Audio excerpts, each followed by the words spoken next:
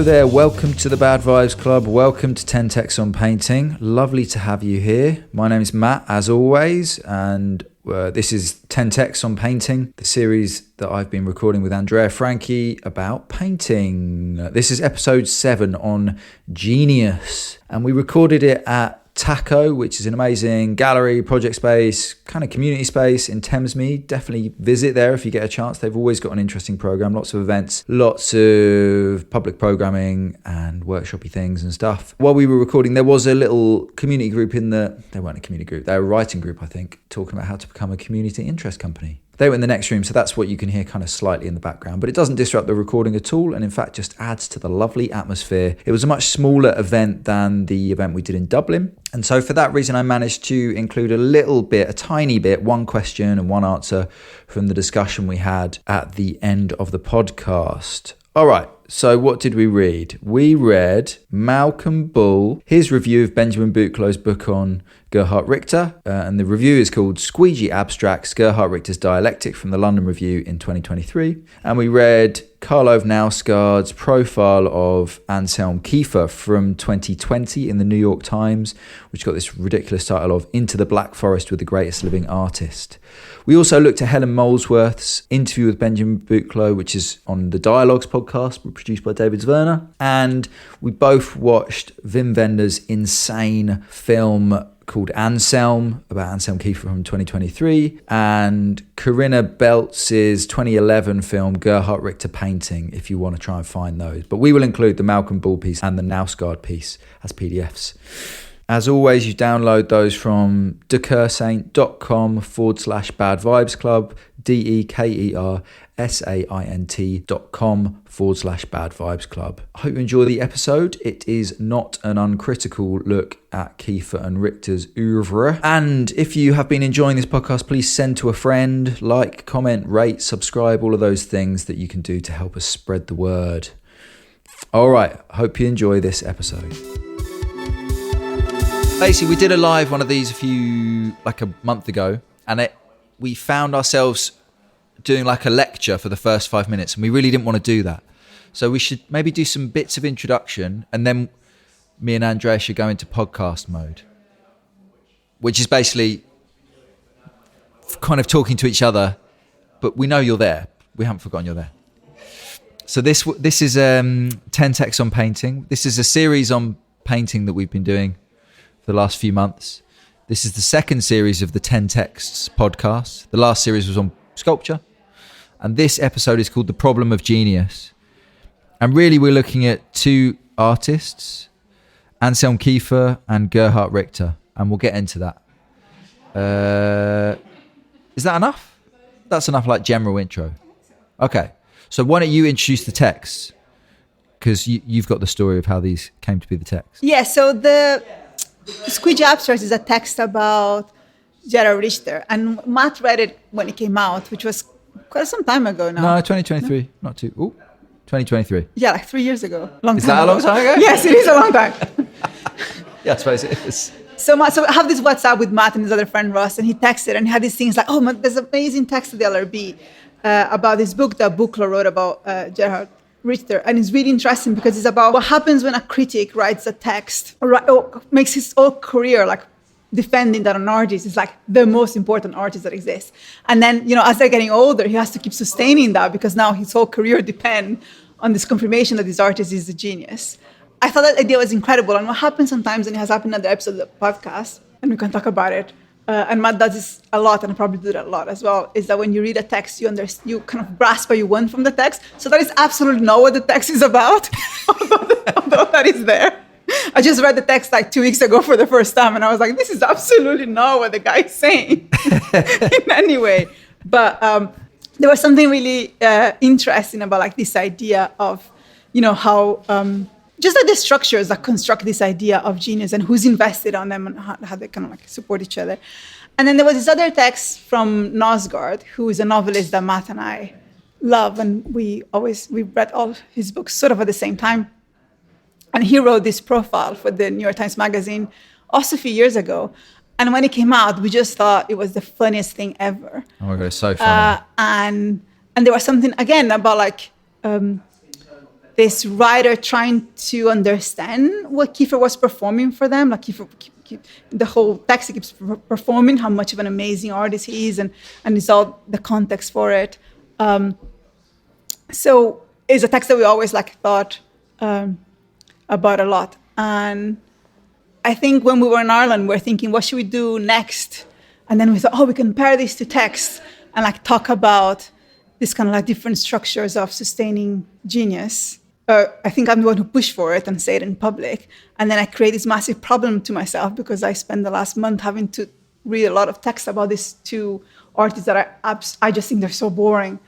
And I just read so much stuff that I hate that I haven't, and we can talk about it maybe, but but that's kind of the story of the two texts. Yeah. So I want to just give a little bit of different context for the text because I think it's interesting. So the text we're reading, Squeegee Abstracts, is by Malcom, and it's a review of Benjamin Buchloh's book on Gerhard Richter, which is published by MIT Press on October Books. And it's called Painting After the Subject of History. And basically Buchloh's a German art critic who moved to New York in the 70s or something. And he's written about Richter for 50 years. So he's literally retiring, and Richter has made his last painting now. So they kind of retired at the same time. And so this book is the first monographic study of Richter, and it's the last book Buchloh will write. It's got all these weird things, and it's about the end of painting. It kind of it places Richter as the painter who who carries on painting after the end of painting. So it's got this kind of weird, monumental feel to it. And then Malcom just kind of ridicules it. Not totally, it's he appreciates the project, but ultimately it's a critique of Buchloh's project. And then this thing, Knausgaard, Karl Ove Knausgård, famous for the My Struggle books, which are big auto-fiction books, over 1 million words or something in over 5 books. And it's something mental. It's just, have you read them? I'll have to say, they're amazing. Yeah. Sorry. And what's really fascinating about Knausgaard is that Buchloh is an art critic. He's incredibly intelligent, very well trained. Knausgaard, he is not an art critic. And so when he goes off to write this, you can, in the title here, Into the Black Forest with the Greatest Living Artists, subtitle, How Does Anselm Kiefer Conjure Such Brutal Beauty, Such Overwhelming Gravity? It's already ridiculous. So they're two very different To be things. fair, all texts about Kiefer are like that. Really? Yes. That's how he's written about. Why is he that's so how he controls amazing? it. Okay. So the way we do this is we, just for the benefit of the live audience, we just go through these texts and then with quotes, and then we'll just shoot off into different directions and talk about other things that we've read and listened to. Because there are some really interesting things that we watched films, we listened to podcasts, we read other texts. So which one do you want to start with, Kiefer or Richter? So I thought, could I start before that? Because so usually when we do this podcast, we stuck to the text and we have lots of notes, and I have notes of text. But this month was so hard. And we were talking about something last week, which was to me, Richter and Kiefer, they're this kind of magnetic force that kind of kicks me out. Even just I was so exhausted in this past month, and just to gather the strength to be oh my God, I just don't have it in me to look at another Kiefer text or Richter text. And then I started thinking about other things, which is why I have those reactions. And it made me think about many years ago when I was doing my PhD, that I was quitted from, so I didn't finish. But I was doing a PhD in Latin American studies, and that's kind of based in a department in the humanities. So all the reading was about close reading. So you have to have these objects, and these are objects, I have to read it. And then I went to this session on methodology and the Latin American studies in Senate House, and they were based in social sciences. And they were no, it's not about close reading. It's when you go to a library, you first think, how do I feel in this library? Why are these books here? Who got this book here? What are the books that are not here? Is this going to be taken by lots of people or not? Do I feel the same next month? How does the librarian treat me? Is the librarian annoyed by me because I'm not the sort of person who should be in the library or not? And there's all these different things. And this idea of reading, the text through the structures that surround the text. And I think to me, that's sort of the only way I could think about those texts. Because there is a structure and it goes to the idea of genius, but there is a structural condition that has constructed this text like that to me. And one of the things that happened this month is I keep telling everybody, everybody's like, oh, what are you reading now? We're doing the podcast. And I'm like, I'm reading Richter, I'm reading all the stuff about Richter and Kiefer because I'm doing this on the genius. And without the exception of one male friend, all my male friends, which I love, turned to me and said, they're really good painters. You know what I mean? They're boring and stuff, but they're really good painters. And all my female friends were like, why? Like, why? And then I'll be like, no, I don't like them either. And they'll be so relieved and be like, okay, first of all, we're on the same page. But then what I hear was all the stories about how, Kiefer and Richter were like pushed into them and into me, like in art school. We all sort of like share, I think like all of us were like, I don't know, between like 50s and 30s. We share this sort of like, almost like trauma reaction of like these men being treated as neutral, and it's like, oh, but they're really good, these are great painters. In a way that, a female painter, a black painter, a queer painter was never proposed, that neutrality. And the reaction of that being pushed to you, and now you're in a situation where you don't have that being pushed to you. The reaction was like, why are you putting yourself in this situation? Which, looking What's back, it called? yes. Like Stockholm syndrome. Yeah, exactly. Yeah. So I think to me, and I'm interested in look at that in those texts, because in a sense, I think those texts are part of that structural tradition of constructing this idea of like the genius and neutral. All of this is complicit in a certain narrative of like why these two painters are constructed in a certain way. So I'm less, at a point, at the beginning, I was like, try to look at their work and be more, and then at some point I was just like, I just don't care about the work whatsoever. And that is fine. So I had to read a lot of stuff around it. So I read a lot of, listen to podcasts and people. I had to find people that I'm interested in, like Helen Molesworth interviewing Benjamin Buchloh. And in the middle of the podcast, she's like, oh, I read the 650 pages and it's super interesting. But you know what? I'm not a Richter girl at all. And I read all this stuff and I'm not at all. And I was like, God save Helen Molesworth for saying that for all of us. Yeah, it's interesting that. It's really interesting because this podcast, Helen Molesworth, speaks to Benjamin Buchloh about this book in a Richter exhibition in probably like a massive, it's probably in David's Werner Gallery, actually, to be fair. And in that podcast, she just basically says, yeah, I don't really like Richter. But she has really interesting things to say about the book and the paintings and stuff. It's just that she doesn't need to like Richter for that conversation to happen, which is really important to remember, I think. I don't like Richter. I had a friend who was obsessed with him. I went to art school in the 2000s when he had the Atlas show and the National Portrait Gallery show where they showed all they called them portraits, but the photo paintings. And my friend Ben Earl, shout out to Ben Earl. Just outing him as a Richter fan. I'm sure he would still love Richter. But he was like a year older than me, and he like had already gone to art school in London. So I was like, we'd just go to London, like follow him around galleries. And even then I was like, this is so boring. But I didn't understand why I thought it was boring then. And now I do understand why I think it's boring. But I think one thing to say is that maybe it seems obvious, but I don't really believe in genius. So to me, like, I'm just trying to get into understanding, like, how do the artists feel about it? Oh, see, this is very interesting because I think it doesn't matter that you believe in genius or not because you're still part of that structure. Am I? Yeah. I always am. That's the start of the podcast. Yeah. But wait, so if you don't want to read the text, how are we going to do the podcast? No, I read the text and I made lots of notes toward the text. I just want to say that I think it's quite different because I think in other podcasts, I read the text trying to understand the work of the artist. Yeah. While here I read the text trying to understand how they can like participate in this. What are the things that construct this position of the genius? Or like what are the things that construct... Sorry, go on. Yeah, that the position that this white European men have in the art world, who construct, is amazing. Like the interview with Helen Molesworth with Buchloh is amazing because he just goes and he gets offended and he's like, well, this is not the artists that I look at. And he cites all these artists and he cites all these theorists. And the only person that he cites in the whole like 1 hour and a half podcast or something that is not a white dude is Rosalind Krauss. Like he probably cites about like 20 people, 25 people, artists. There's all these artists, Helen, and they're all important. And he just goes to the list and it's just like a list of Bruce Nauman, Jasper Johns. Lawrence Wiener. Yeah. Rosalind Krauss is like an honorary white dude anyway, so that's fine. I can't believe I converted you to that. I feel so proud right now. No, I mean, I think it's fine to accept. I still like her writing.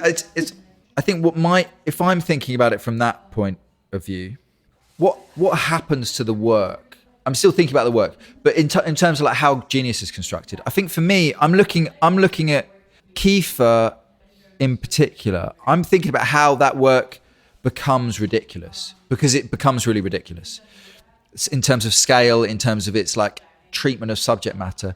And I think there is like a moment that I can identify with Kiefer where it like becomes the ridiculous work that Karl Ove Knausgård likes. So for me, it's about like the spectacle and genius in relation to like really dumb things like the size of an artwork or something. With Richter, it's a bit of a different question, but with Kiefer, you really get the sense that he decides, oh, okay, yeah, maybe I can be a genius. Maybe I do represent like, Germany. Maybe I am the only artist who can deal with like the war. At some point he decides like, oh yeah, that's okay. Like I'll become the object of.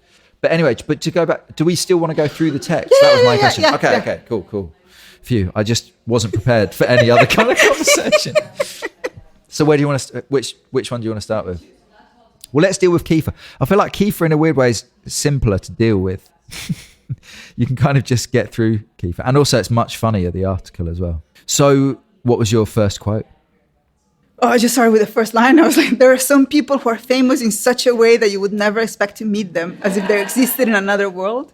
And I think there's something about Kiefer. He literally constructed like 3 different studios, small cities where he kind of like does this weird world building, so that people can meet him in this weird place, in the middle of these like constructed fake ruins and things like that. And that kind of goes back to something that I think a lot of people that write about both of them talk about, which is like the performative side of their painting.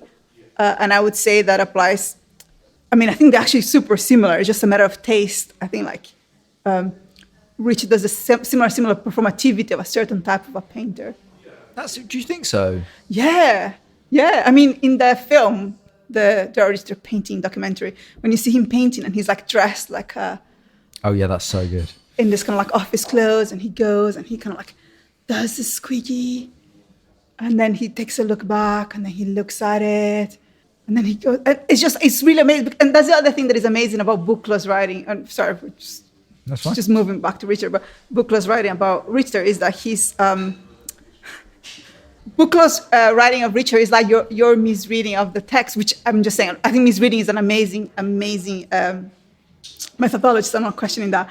But, Buchloh writes about how he's like constructing paints in a different way, and it's not about this commit, and it's not about the expression, and he's against the intuition about this stuff. And then you see Richter painting, and he's just having this, profound intuitive relationship to what he's doing. And he's like constructing these like kind of poiesis about it. And he's chosen to be represented that way. You know what I mean? He gets the documentaries to go there. He clearly sets a scene. He clearly dresses up for it. He clearly performs for the documentaries in a certain way. So I think like they both construct this world building around them on purpose. And that's part of being an artist in the art market as well. That's kind of like part of the structures that you have to like construct. They're like celebrities. And that's part of the work. I think Kiefer, is. I think Richter, he is, but I think Kiefer Kiefer is more annoying than Richter. I 100% give you that. It's quantitative. Yeah, it's quantitative. I concede on that. Yeah, I think for me the Knausgaard thing, the way it starts is pretty crazy, because it's so about like this being overwhelmed by art, which is not something that I never have really thought it happens as much as people say it does. And then the way Knausgaard talks about it is crazy. In the 1980s, all art was ironic, at least in my own circles. Everything, including authenticity, was seen as a construct. Crying over a book, a movie or a painting meant that you had been tricked. Instead, we laughed. But it was impossible to laugh in front of Kiefer's dark, searing images of Nazi buildings or his lead book libraries. No, standing in front of Kiefer's pictures, you fell silent. All my thoughts seemed to be suspended and only emotions remained. I think that's such a good line. It wasn't as if I was looking at a painting. The painting was enveloping me and filling me with its mood, which was impossible to escape. Everyone else who came to the room fell silent too, as if they had suddenly been transported to another place within themselves. Kiefer's pictures seemed to align with the gravity that we all knew but rarely acknowledged, a gravity that is solemn at times, horrifying at others. So, just to like track that through, firstly, you can't laugh in front of them. Like, you're made not to laugh by them. That's hardcore. And then... It's also very funny because some of his paintings are very... I mean, he has some really...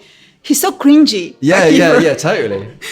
There's a really good one of like him holding... like him with a snake or something. That's really... And then all my thoughts seem to be suspended. So you can't have any... You can't think. So you can't speak and then you can't think. And only emotions remained. And you aren't even looking at a painting. The painting is just like grabbing you and enveloping you. I think that's such an amazing image to construct. You know, Knausgaard is like a good writer, but he's got the tendency, well, to write he's like that. He's a very cringy writer as well. In a lovely way. But he's... But it's a pretty mad idea of art, isn't it? That like the best art makes you silent. It makes you not think. You don't even really look at it. It just like covers you or something. It's like the opposite of what I think looking at art should be. And yeah, it is often lauded as the thing that makes people different from other artists. If you make work that just overwhelms your audience's ability to look at it, that's when you can become a genius or something. I don't know. That seemed really important, the way it sets it up, like you're saying about the persona or something. But it's also as well, like, it's also about like, I just thought about this, so I don't know if it's going to be clear, but like, there's something about like a commodity of experience. The artist is not a, like, you know, for Knausgaard in that sense, it's not an intellectual engagement. Even though Kiefer is painting these things about the war and trauma and all these things, that it is actually, and I mean, isn't it kind of amazing that this guy is painting these paintings that are about these horrific things and they're just being bought by billionaires? There's a reason for that. And it's because those paintings give you that emotional experience. It's like pure, you know, like Adorno critical, like political art. It's just like bourgeois people being like, oh, I'm so moved. Aren't you moved? I'm moved too. Yes, we're so good people. We're moved by these horrible things. And then we can go on and, you know, keep like fucking up the whole world. Well, like there's a dimension there. Yeah. Well, we don't need to get into this too much because we haven't done loads of reading on it. But I did read in another article, not this one, that the biggest market for Kiefer's paintings is Israel, which, you know, in the current moment maybe tells you a lot about like... It's not anymore. It's Germany now. Oh, it's Germany. Oh, right. Wow. Yeah, just thought that was kind of notable that like what he does with the war and what he does with material about the Holocaust is like exactly what you say. Like it kind of it really depoliticizes it or something. But they're both, I mean, they're different ages, Richter and Kiefer. Kiefer's younger. He was born after the war, whereas Richter was born before the war and was ended up in East Germany and emigrated, is that the right word? Yeah, he went over to West Germany in the 60s. So Kiefer's got this very particular relationship to the war in that he just has no memory of it because he was born after it. And so his idea of the war is, you know, conjured up through his art, I suppose. What was your next bit from the text? I have one, which is, how could a landscape evoke such feelings? And then I had a note just because, I think in Anselm, in the Inventor's documentary, there's a note where he's saying that you can't just paint a landscape after a tank has driven by it. And I think there's something, this is really bad, I don't know how to phrase it, but there's something about how much of Kiefer's work, is either interpreted as this like an emotional experience or as this like symbolism that can be read, that there's this whole text that kind of adds value to the whole thing all the time. And just, I don't know, both of them, they have so many feelings. I find it really, really interesting. I have a pet theory, I'm going to put it here, which is that I think what makes... Kiefer and Richter so popular, and I'm gonna say that this is like to me it's a completely gender popularity, is that they're both dealing with the pain of their ancestors. They're both dealing with the pain and the shame being the generation of German men after Nazi. So they were not Nazis, but their parents were Nazis. And they don't want to carry that guilt and they don't want to carry that shame. And there's like a whole narrative about how this art is important because it's about, you know, these people dealing with this past that no one wanted to deal. But I think to me, it's so much about like these men mourning their complicity when they do not know how to escape and they still want to construct themselves as good people. And that is now, in so many levels. Like I think that talks to like a certain, like that talks to masculinity in so many levels. Like what does it mean to live in the structures that were constructed, by people before you, that you are sort of benefit for them in a certain way, but they're also horrible and violent, and you're having to live with this conflict. And there's so much pain in their work, but it's a pain that to me is very hard to feel empathy with. But it is a real pain. I do think there's a lot of real pain in both Richter and Kiefer. And I think there's like, I don't know, to me that's the point when I was like, oh, maybe there is something really interesting happening there. I haven't heard anyone talking about it, but there's something about that.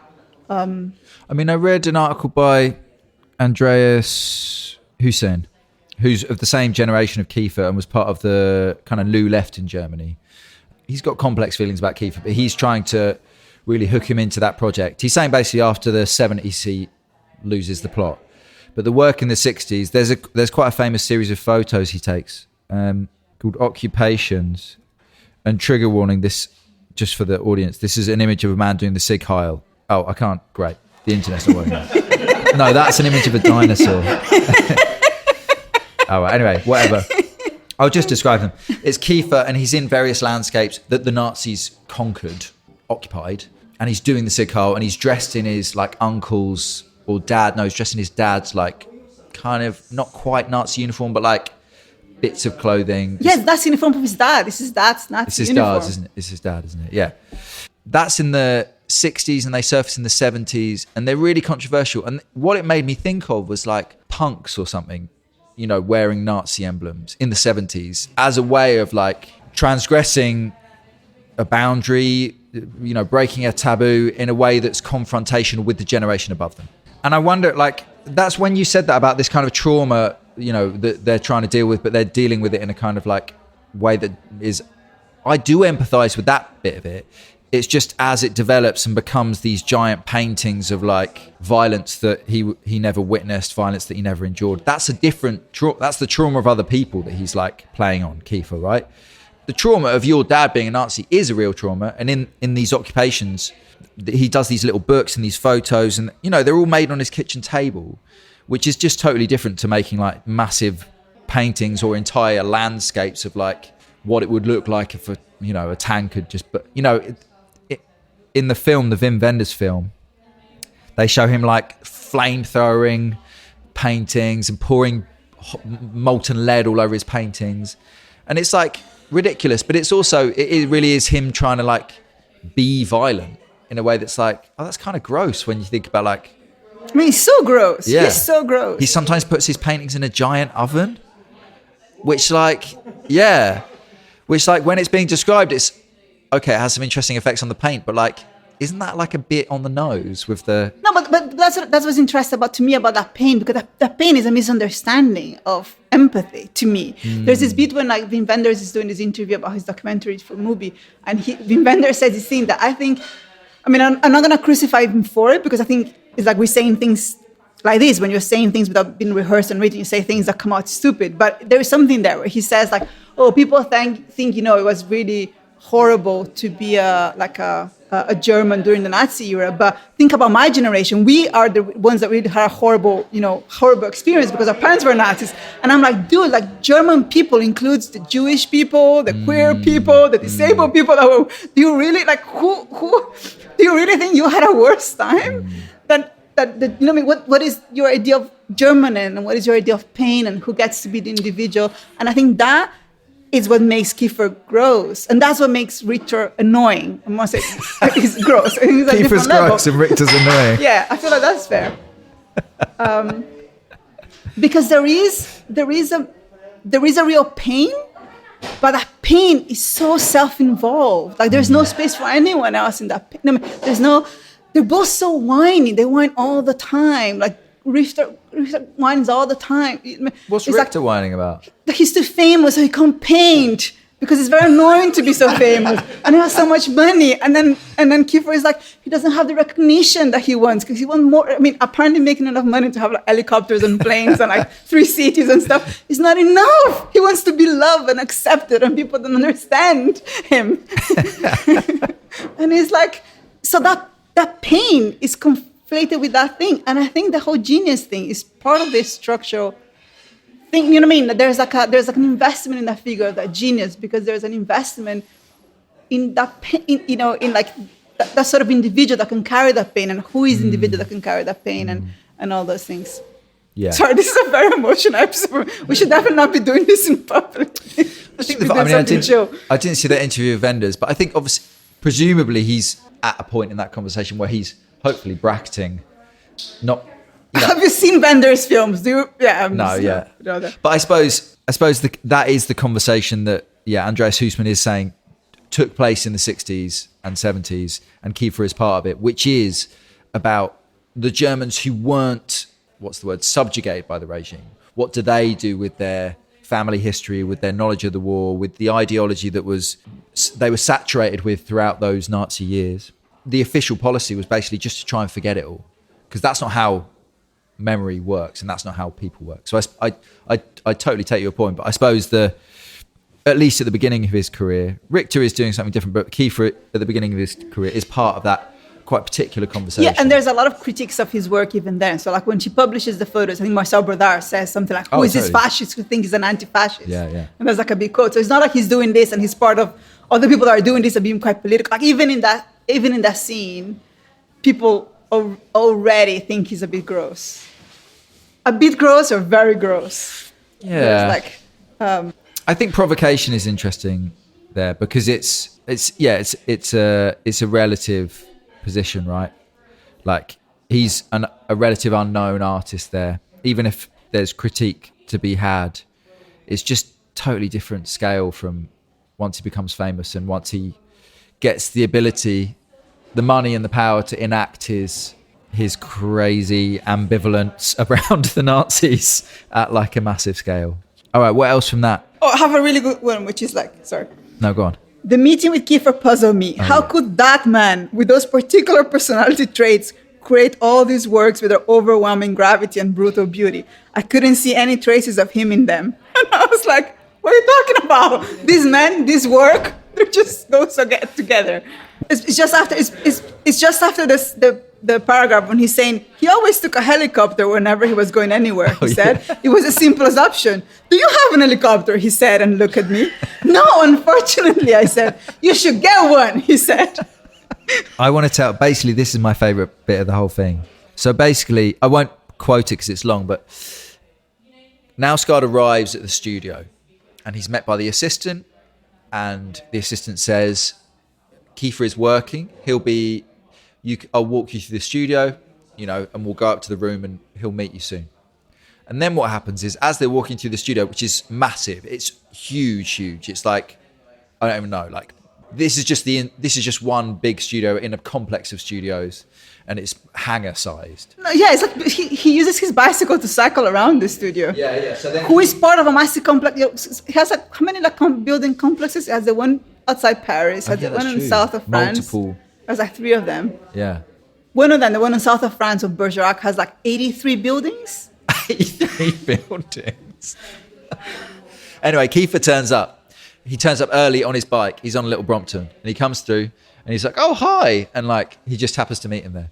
Anyway, much later in the article, it's like, 10 pages later, he Knausgaard is speaking to someone. He's saying, Paul Holdengraber. So who is that? Do you know who that is? Yeah, he used to run this amazing podcast on the New York Library.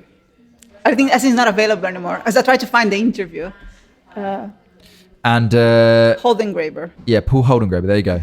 Knausgaard is speaking to him, and he's like, oh, it's funny because actually I was walking through the studio and then he just turned up on his little bike. And Paul Holdengraber basically laughs and says that exact same thing happened to him.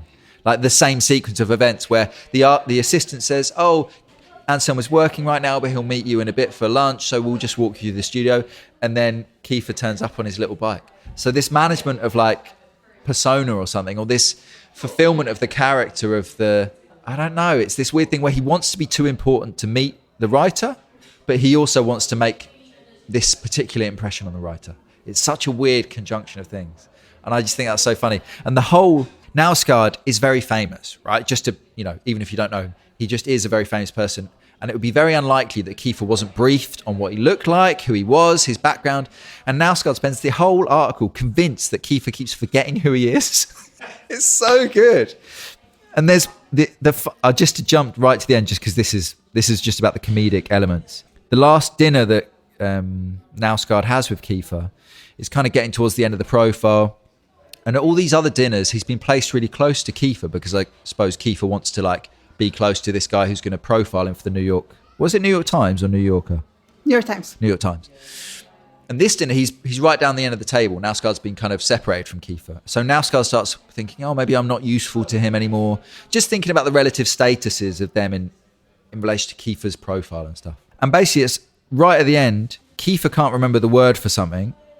And so, here we go. What is it called when evolution changes? When great changes happen? No one could think of the correct word. Mutation, I said. Ah, mutation, he said. That's it, mutation. Then he looked at me as if he had only just then become aware of me. What is your profession? He asked.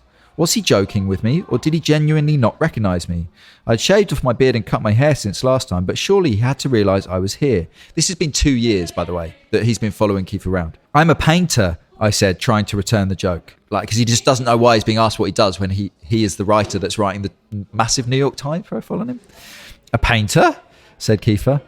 He turned towards Forelli, his assistant, on his other side and asked her who the person next to him might be. So he just blanks him and just like turns away. It's such a good ending to the article. But like, in a weird way, it's about like, Knausgaard is quite a ridiculous figure. And these books that we've both read, they are quite ridiculous. And they do the same thing that Kiefer's doing. They try and engage with grand themes. They try and make things universal that are particular. They centralize the figure of this kind of like whiny white guy who's just like coming to terms with his own insignificance. But this is so mean to Knausgaard to say that he does the same thing that Kiefer does. No, but he does. But what's key, and I think this is my, I know you're not that interested in the work, but like what's key to me is that Knausgaard, whether he's doing it consciously or not, I don't really know, but he centralizes that ridicule and makes it the content of the book is ridiculous, and the activity is ridiculous, the writing is ridiculous. The whole thing is like quotable and very fascinating because it's about overblownness. It's about what happens when you take yourself too seriously, which I do all the time, and many other people who presumably identify with Knausgaard do all the time. Are you saying me? I don't know. I take it. It's true. It's true. But Kiefer does take himself seriously, and that's clear. And that's why I'm trying to identify the moment at which he starts taking himself really seriously. And ridiculousness stops being a thing that he does himself and starts being a thing that other people realise he is. And that to me is really key because, I don't know, like you should be able to grapple with, I am a white guy. I have no major problems. I'm not like subjugated in the society I live within. And so when I make work about like my daily life, like it is ridiculous. It is minor. It is silly. And that's what it is, and that's what I'm interested in it being. And I think it's, I'm in a way you're looking at these geniuses and thinking like, I mean, obviously I'd like the money and the power, well, maybe not the power, but I'd like the money. But like, how is it that people who start off being aware of themselves, when do they stop being aware of themselves, and what happens when that happens? But maybe we're just looking at these things totally differently. I don't know. No, because I think it's interesting because like both of them are like incredibly ambitious young men. Yeah, that's true. Like from the beginning, I think you're a lot. I think you take. Sorry, was that too much?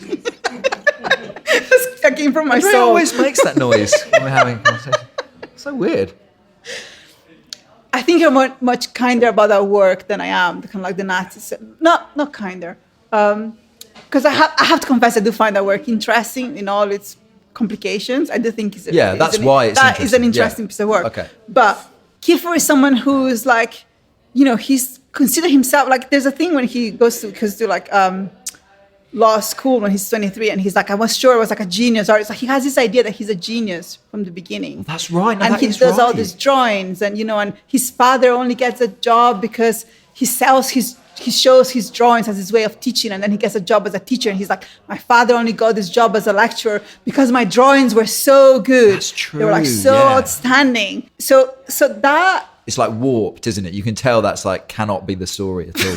It just doesn't make any sense. Yeah. But that's there from the beginning, and there's something about like childhood that is really interesting. Like whenever people talk about and Knausgaard does it, I put it like they're like he's a child. Not people, like all these dudes that write about them, write about it. They're like, oh, like Kiefer is a child. Like, he's connected to the child in him. Has this boyish posture about him. Wim Wenders always says that. He says, like, well, if you get one thing from the film, you should get that Kiefer has the purity of a child, like, which is like bonkers. I don't know exactly. Like, it clearly means something that is very different to what I think that means. But there's something there about... like purity or something, or an ability to see without being weighed down by history or something. Yeah, and that he has always had it. Like, that has come with him since he was very young. And in one sense, that is part of the mythology of the genius. The genius has to be someone that is born and not constructed, I think, for it to like part of the mythology. But I also think there's something about both of them being like really ambitious young men that invested in that position. You know, this is not saying that this position is open to everyone. I'm sure there's tons of young people that invest in being like genius from the beginning and do not get that level of attention. But I think that interest is there. So when he makes that work, you know, it's not like a work of a guy who is doing stuff in his kitchen. Like I think the way it's romanticized on Knausgaard thing, which is he making things in the kitchen. Yeah, but he is like the youngest person to ever get this grant to travel all over Europe. Like he already has institutional support and a career and recognition, and he's making money out of it. It's not like a random person doing these things in their kitchen. You know what I mean? That's already part of like a all right, we should move on to Richter, really. But do you have any like last things you want to say about Kiefer? I just want to make clear that I just hate this work so much.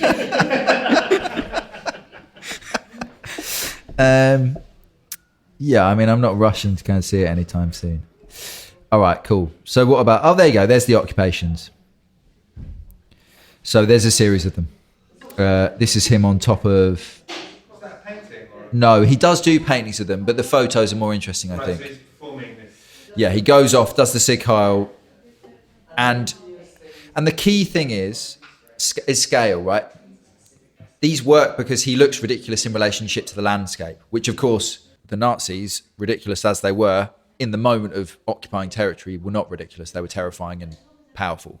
And so that this scale changes in the sense that, you know, like the person looking at this photo thinks about how ridiculous Kiefer is, how ridiculous maybe that generation is in relationship to the power that was, you know, kind of moving around and the subjugation of other people and stuff. Whereas the ridiculousness or kind of the power relation is totally different, I think, when you're standing in front of a painting like this, which is probably like, I don't know, 12 meters wide or something stupid.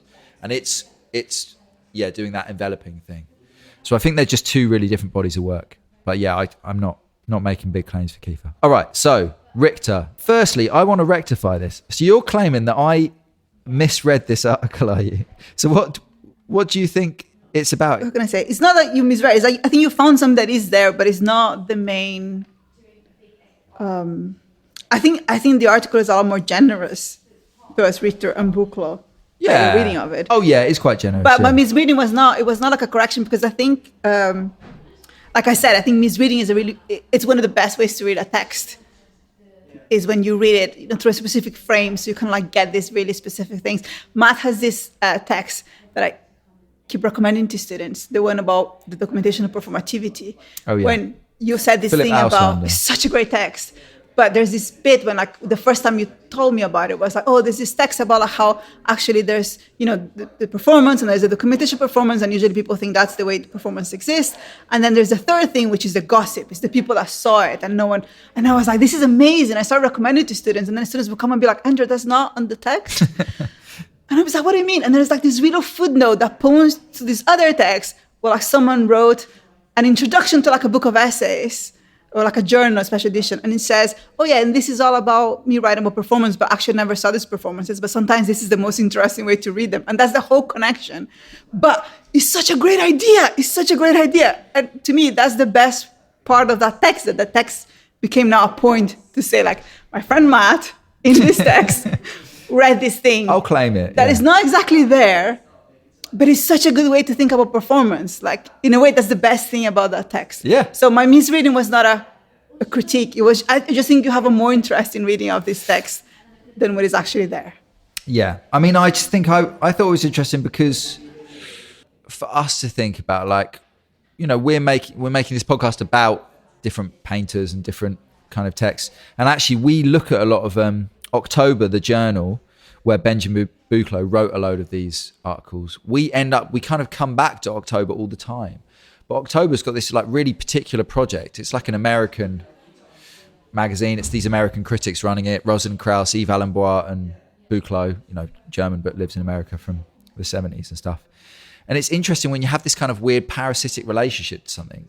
I mean, I know ours is more critical and stuff, but it is weird to think of, didn't you, maybe I'll keep it anonymous. You had someone come to work at Chelsea, right? And they said, oh, you should their advice was get a critic. How is that anonymous?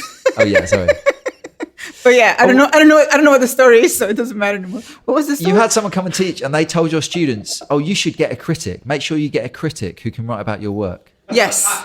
And that's weird advice, but it is quite, in terms of Buchloh and Richter, who have had 50 years of basically Buchloh saying, Gerhard Richter is an amazing artist because of this, this, and this.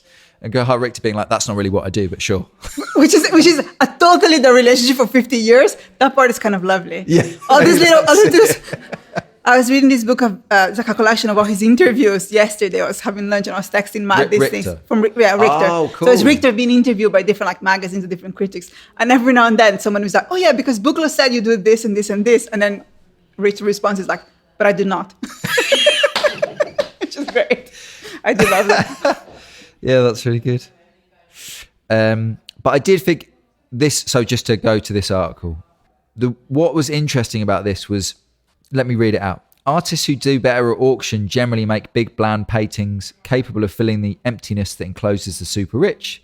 Whereas artists who do better on artifacts, which is like the critical ranking of like how much critical praise people are getting. Which is also bizarre. Yeah, I'm not going to open it there. Out. But I went to see the ranking on artifacts and I was like, what is this? Yeah. I have to say, he's basically saying that Gerhard Richter managed to, maybe not right now, but at some point in the recent past, be basically the person who sells higher, his work is the most expensive work at auction on the secondary market, and also has this like level of critical appreciation that not many artists have. And that's very rare to get both. The other examples he says are Jeff Koons and Damien Hirst. Now, Jeff Koons, I think it's a bit unfair. Love Jeff Koons. But Damien Hirst, you can see that. Very high prices, but no one's saying he's good, right? No critic is saying he's good. So this is this bind that he basically makes this argument that Buchloh has been kind of keeping Richter buoyant even as Richter's been making more and more kind of banal abstractions that just sell on the secondary market for 20 million a piece. Buchloh has always been there to try and explain it in terms that say, no, this is really critically and politically and aesthetically important in relation to the death of painting or whatever. That's the vibe that I got. I think that's not exactly what he's talking about, but I think your reading is so much better. I love it. So what did you think it was about then? Or what did you think he was writing about? Well, I think he's going through, he's like a London Review book essay, right? So he's going through the book and he's going through like all the different like arguments and moments in Richter's career.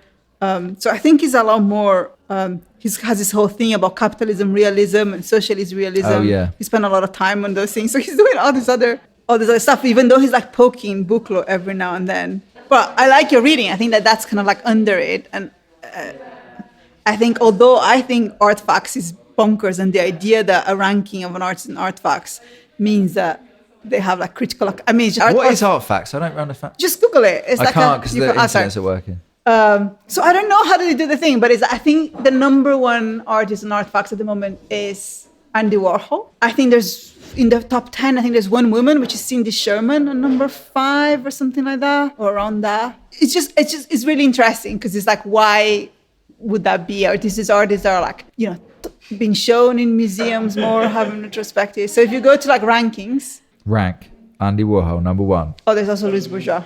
It's like Baselitz, the 8 more important critically recognized artists right now in the world. Is Alice Katz like number 15? This is so problematic. This is so problematic, right? I feel like to take like this is representative of the art world, to me is bonkers. There's Kiefer there.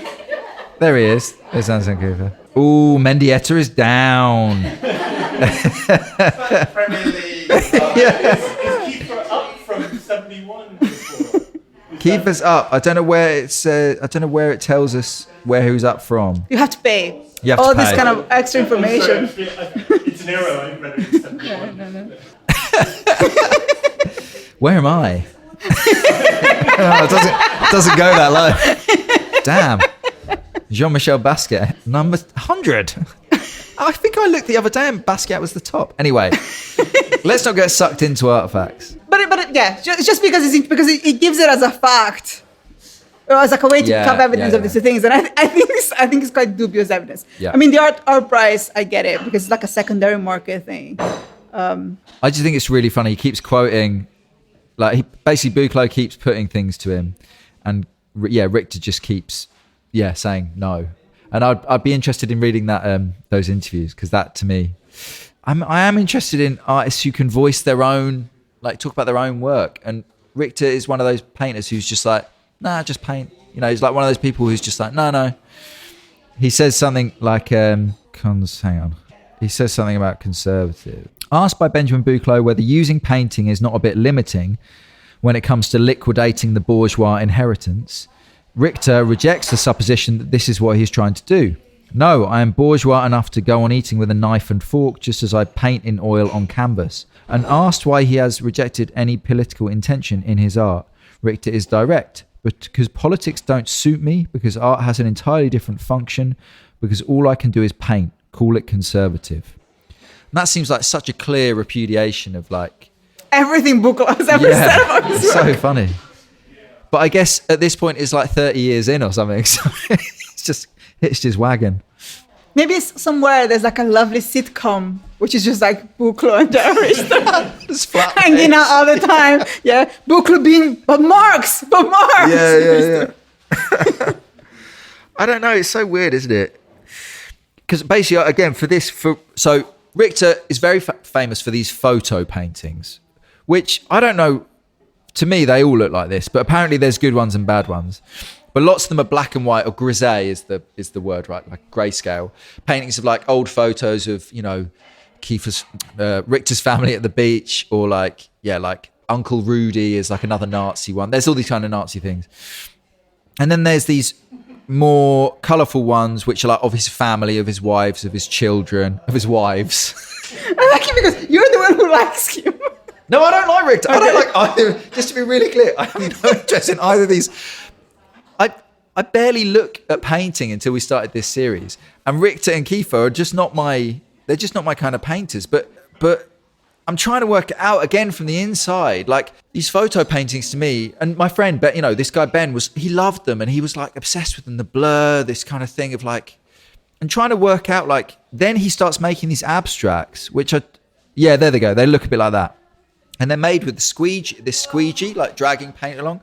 And as far as I can tell, he's making these photo paintings that look a bit like this. And they're really, you know, they're very, I mean, I wouldn't use the word good, but he's obviously a skilled painter, a technically skilled painter doing complex things with paint. Oh, there's a beautiful moment in the podcast. So Helen Muller's first question to Benjamin Buchloh is like, what do we do with the beauty? Because the Buchloh is all like, Richard, it's not about beauty, it's about these dialectics and stuff.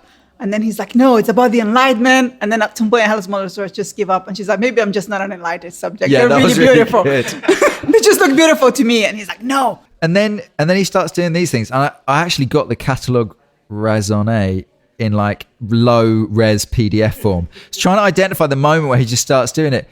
But it's quite late. It's like the 80s or something. And he basically realizes that the really fun bit of making these really labour-intensive paintings is dragging the big squeegee over them.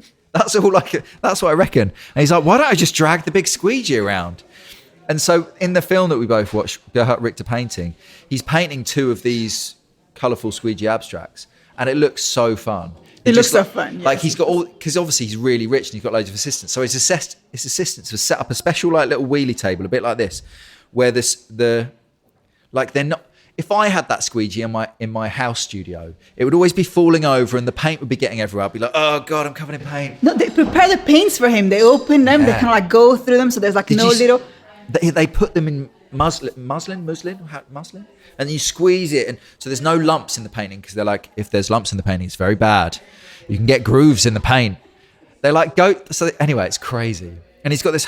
And he's putting it on. It looks so fun. And you just think like, yeah, I would do that. If I like at some point, maybe I'll just start making like big abstracts. Yeah. If you had all the money in the world, people paying like millions, 10 millions to those squeegee paintings, you would do it, Matt. Yeah. You're like... Exactly.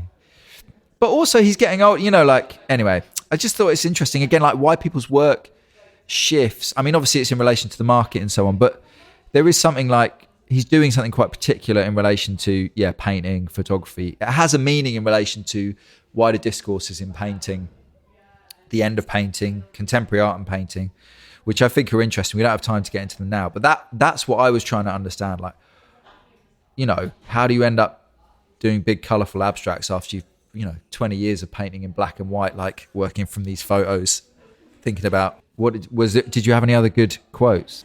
I have several notes that just says, Buchloh is so annoying. I think I have a lot of notes on like stuff that is about the contradiction between Buchloh and Richter, because I think like you, I just find it really funny. So there's this bit where like, at first Buchloh wonders whether it's, so he's doing this, so Richter's way of painting changes a lot. And there's something really interesting that Helen Molesworth has an interpretation of how Buchloh writes about it. I think Buchloh is also a misinterpretation. I think Buchloh is not very happy about her reading, but I think it's really, he can't understand it. Yeah. But he has this amazing thing about style and saying like the style as a mode of knowledge, that he's kind of like changing those styles because he's changing knowledge, and that kind of like changes the way painting understand certain things, which I think is really interesting. And there's this bit where like Richter is going back to paint figures. So he has done, the table, the famous like table with like the erasure in the middle, and then he's going back to paint his family. And Buchloh is a bit frustrated about it, and Buchloh wonders whether it was a historical naivety or artistic callousness that motivated Richter to return to subdubious genre as the nude and the family portrait. And then he's just like, it's just this paragraph of Buchloh just trying really hard and then being like, no, it's fine. It's not conservative. It's not naivety. This is actually like a reading of the avant-garde of his, like reminding the avant-garde of his own history and suggesting that the ready-made is not the only way to resist the collective commodification of experience. And I love that.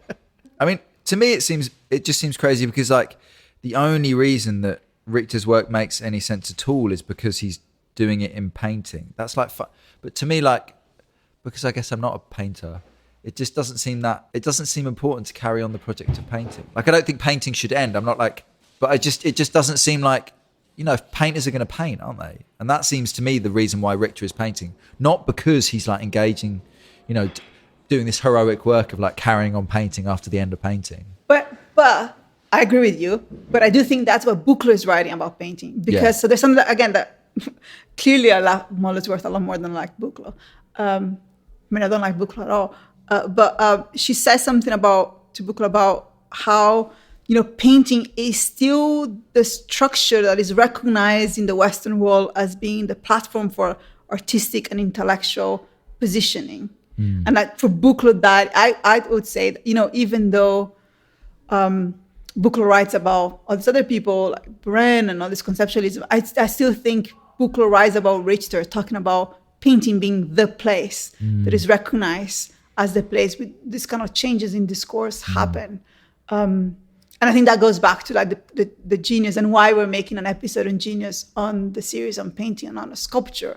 And I think it's because painting and genius do have a very specific relationship, because I do think that painting is that place that is still recognized as having this kind of like, again, the place where like these people that are born with this like special qualities, and it also is a commodity that circulates in the market in a certain way and is monetized in a certain way. It has a relation with power that is very specific. So all of these things are very specific to painting. So it's not the painting, to boil it down, it's like not the painting is conservative or reactionary or whatever, but like if you think that genius exists and you want to be an artist genius, you're going to end up painting. Yes. Because that's where you can get recognized as a genius. I think so. Because people aren't necessarily as invested in the notion of genius when it comes to social practice or performance art or, I don't know, like any other number of places. Yeah, okay, that's super interesting.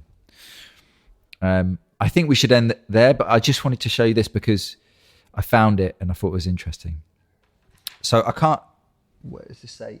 In the late 90s, Richter is asked to design or make a work for the new Bundestag building, the federalized, the new Germany is, I think they're moving into a big new parliament, basically. I'm going to get the facts wrong, but effectively Richter is asked to make a massive work for like the central lobby of the new parliament building. And his first idea, which is incredibly crass, but also confrontational in an interesting way, is to have photo paintings of Holocaust victims. So like that's crazy, but in a way, like as an idea, you think, wow, that's really like centralizing something in the history of this nation.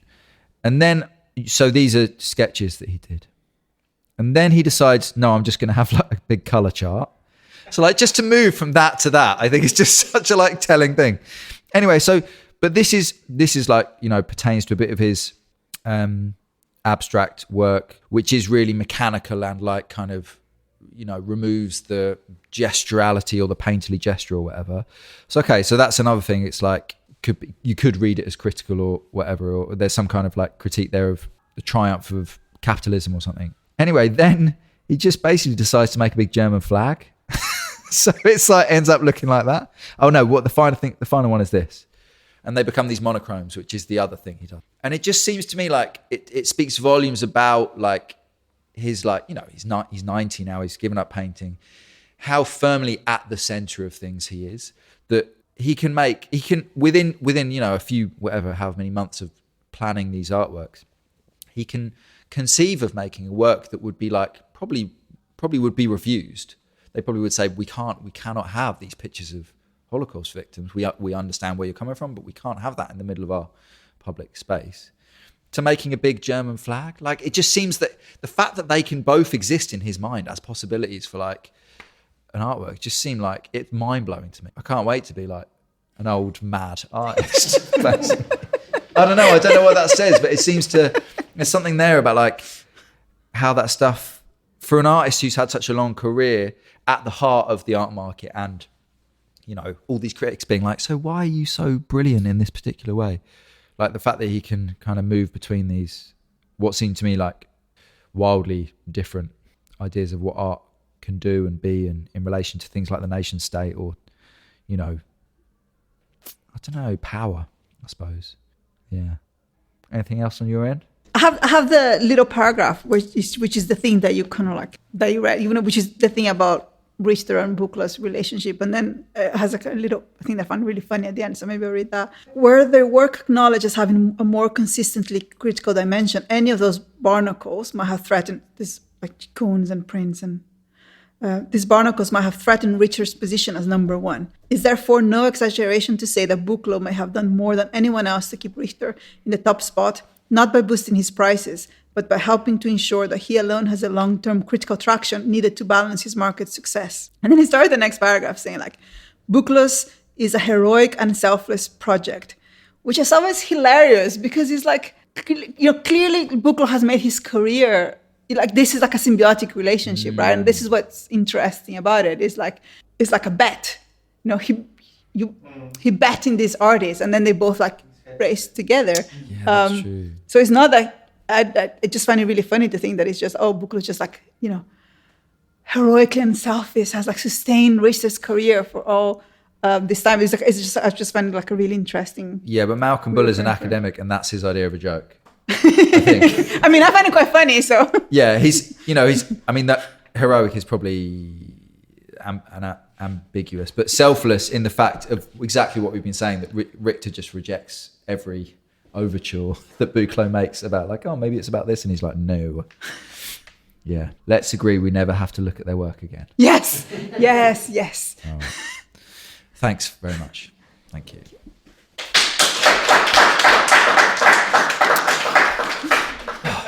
Does anyone want to say anything or add to that? Or does anyone have to say anything? Does anyone have to say anything? Do you have to? Any questions? Is the kind of, I don't know, the kind of criticality you bring to it, is it different when you're looking at work you really don't like than... Probably, yes. I don't know, like, be more incisive, but then also don't enjoy reading it? I don't know, it's a kind of funny... But I think it's funny because Matt was saying something which is like, in a sense, when I say read all this stuff, it's like, yeah, because like if you're gonna diss something, you have to be really sure that you're sure that, because we're dissing this on public. So I just read so much stuff on Richter and Kiefer. Part of me feels like, but why? We haven't talked about all these other paintings and all these things and all these theories and stuff, because I just put so much work on this to be able to feel like, yes, I'm 100% dislike these two guys. I mean, I don't mind in a way. Like, it's not like liking something is the most important thing about art, is it? Like, in a way, like, to me, it's just it's making sense of it. And obviously, we've kind of gone in one direction for this episode, but partly that's because the next episode we're going to read, I know that one of the texts we're going to read is The End of Painting by Douglas Crimp.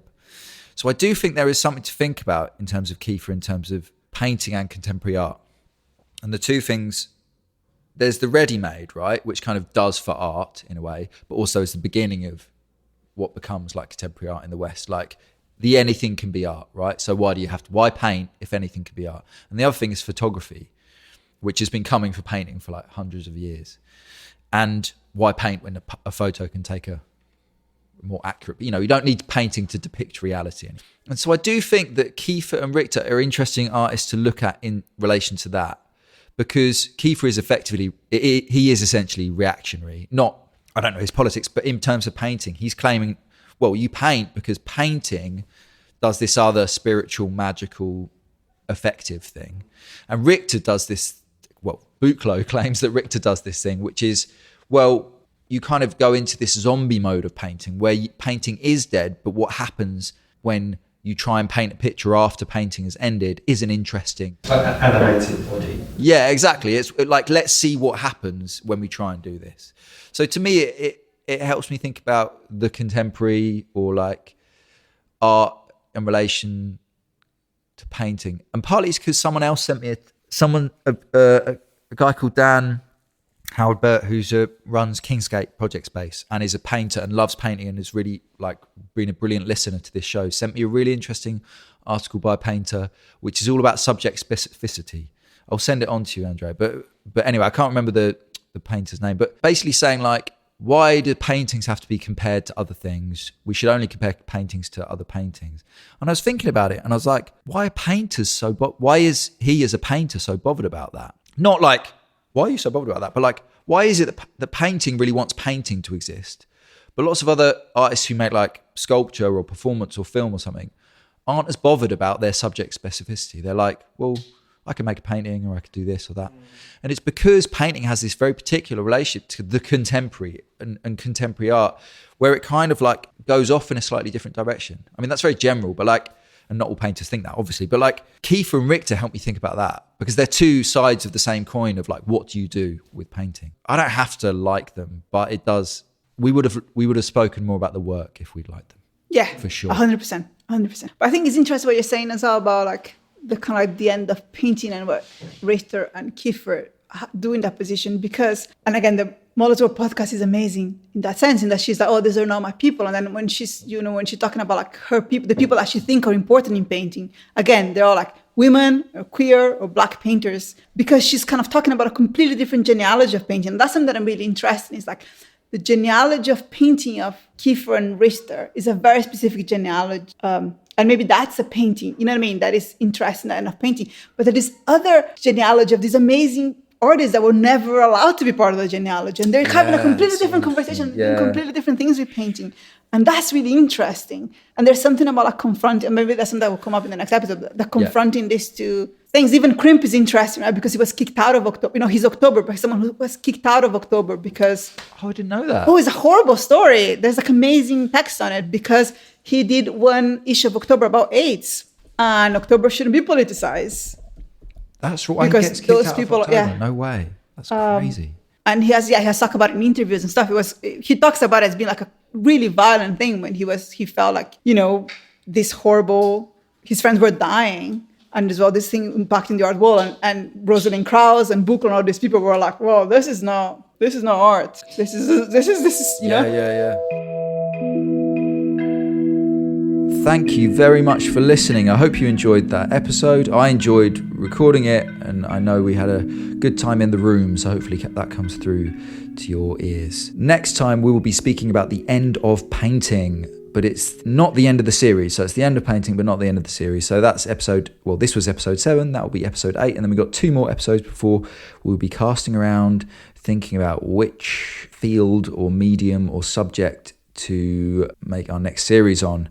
Any suggestions are very welcome. And if you have somewhere that you would like to host us to do a live episode of the podcast, please do get in touch. We're always looking for that. These have been really fun to record. Our next episode is recorded at City and Guilds, the art school in London. Thanks again to Taco. Thanks again to the audience. Thanks again to Matt at Taco. Thanks again to Andrea. Thanks to Gerhardt and Anselm. All right. Bye-bye.